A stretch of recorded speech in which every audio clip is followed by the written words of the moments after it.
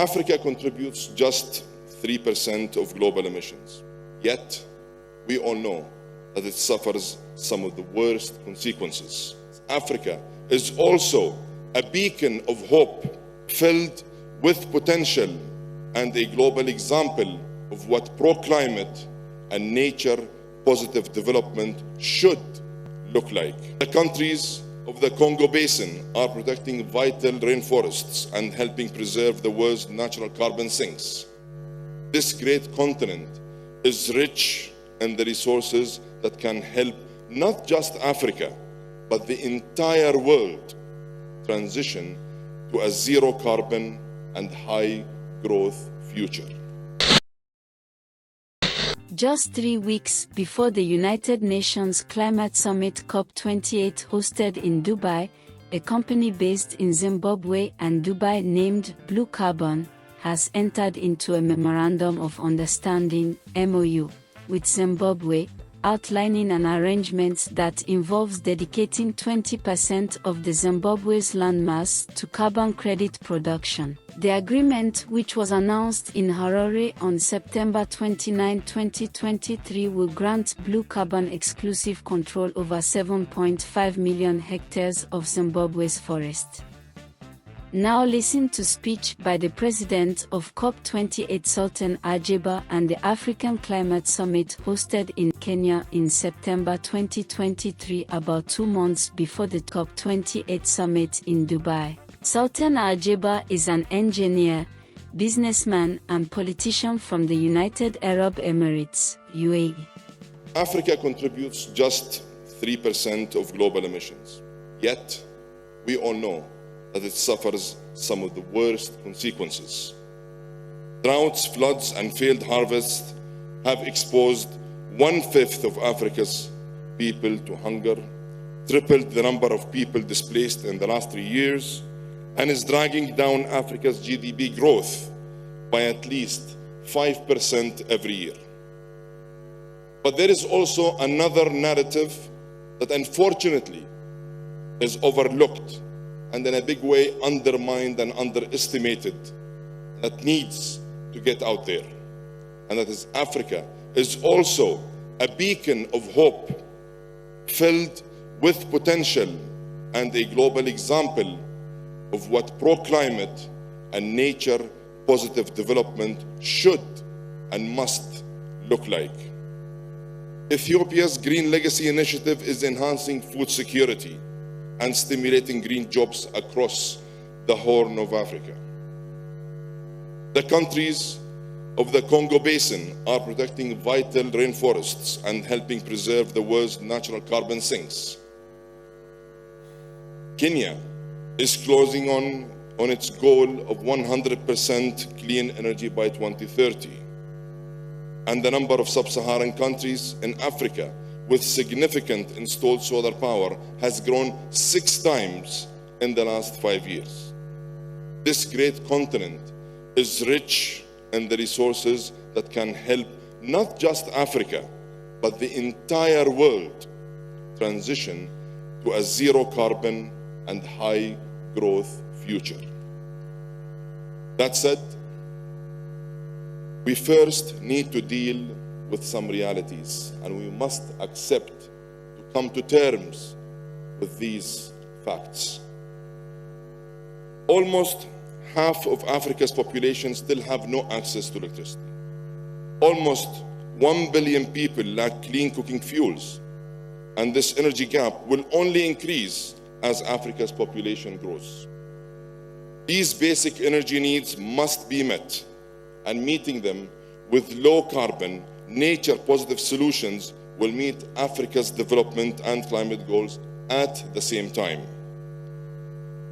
And the key to making this happen is, of course, finance and finance and finance.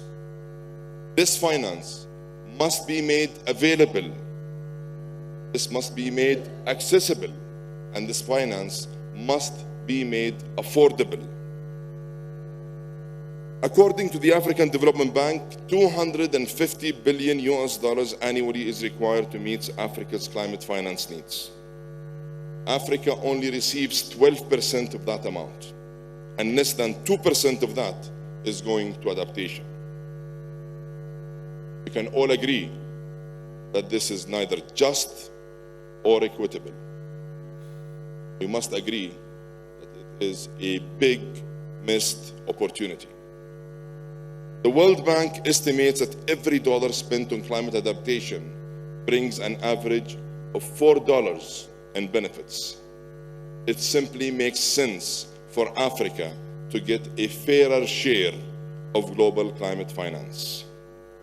That is why I am calling on donor countries to close out the $100 billion pledge they made over a decade ago and to replenish the Green Climate Fund. I will continue to press on these issues. I am also calling on donors to double adaptation finance by 2025 and for all parties to transform the global goal on adaptation from theory and text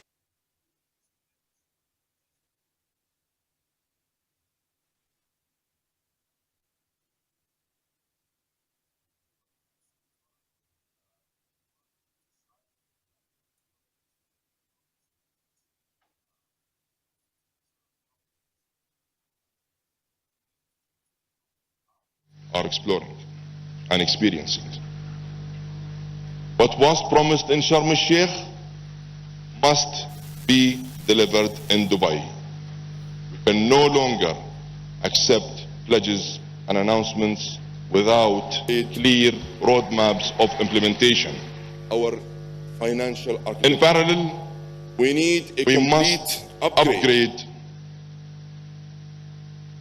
our financial architecture. We need a complete upgrade. In fact, we need a surgical intervention of the global financial architecture that was built for a completely different era. IFIs and MDBs must step up and they must up their game. They need to raise concessional capital and lower debt burdens.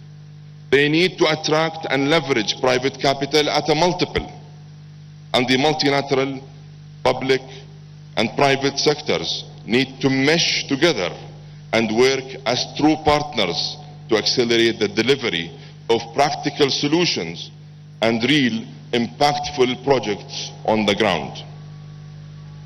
Excellencies, ladies and gentlemen, the United Arab Emirates has applied this model of genuine partnership to invest in clean energy projects in 70 countries around the world. We have always chosen to meet global challenges and sustainable development. That is why I am pleased to answer the call made by African leaders to seize the opportunity of green growth. And today, it is my true honor to announce a new initiative between the United Arab Emirates and Africa that aims to unlock Africa's capacity for sustainable prosperity. Your Excellencies, the Abu Dhabi Fund for Development, Etihad Credit Insurance, Masdar, the Abu Dhabi Future Energy Company, and EMEA Power will join with Africa 50 as a strategic partner under the guidance of the UAE and African leadership to develop 15 gigawatt of clean power by 2030. Working together, we will deploy, and by working together, we will deploy $4.5 billion that will catalyze at least an additional $12.5 billion from multilateral public and private sources. It is our ambition that this will launch a new transformative partnership to jumpstart a pipeline of bankable clean energy projects in this very important continent. This initiative This initiative will target countries with clear transition plans, robust regulatory frameworks, and a real commitment to putting the necessary grid infrastructure in place. It will clearly demonstrate the commercial case for clean energy investments across this very important continent. This initiative is designed to work with Africa and for Africa. It will act as a scalable model that can and should be replicated. And it will support COP28's global goal of tripling renewable energy by 2030. And here, let me take the opportunity to thank His Excellency, the President of Kenya, and his government, and the African Union Commission and the EU Presidency for championing this goal alongside COP28. It's through their leadership that they are choosing a path that makes economic and climate sense at the same time. And let me extend an open invitation to all Africa's leaders to join us at COP28 to help mark a new, ambitious era for Africa's sustainable growth. Ladies and gentlemen, as COP28 approaches, I am determined that it is a turning point that delivers for everyone, everywhere. We don't want to leave anyone behind. Climate change is a global fight, and it demands a global solution. If Africa loses, we all lose. And if Africa succeeds, we all succeed. Progress for one is progress for all. Let's unite, act, and deliver to turn the rhetoric into real results.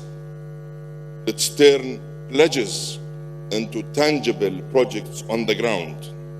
And let's launch a new and optimistic future that puts the world on a climate-positive pathway and offers an opportunity for all to prosper. I thank you all, and I look forward to receiving you at COP28. Thank you. So there you have it, guys. Our African leaders are really trying their best to manage Africa's challenges as much as they are. And when we show these speeches here on this channel, we actually encourage to share our thoughts in the comments. And so whatever it is you guys think about these speeches, please do share your thoughts in the comments. Thank you for watching, guys. I really hope you enjoyed this video. Please share and like and subscribe, because that's the way you support Kwazemi as a channel, an Afrocentric channel, where we try to understand deeper issues in African history and hopefully develop a collective intelligence on how we wish to build the Africa we want to see as people of Africa. See you in the next one.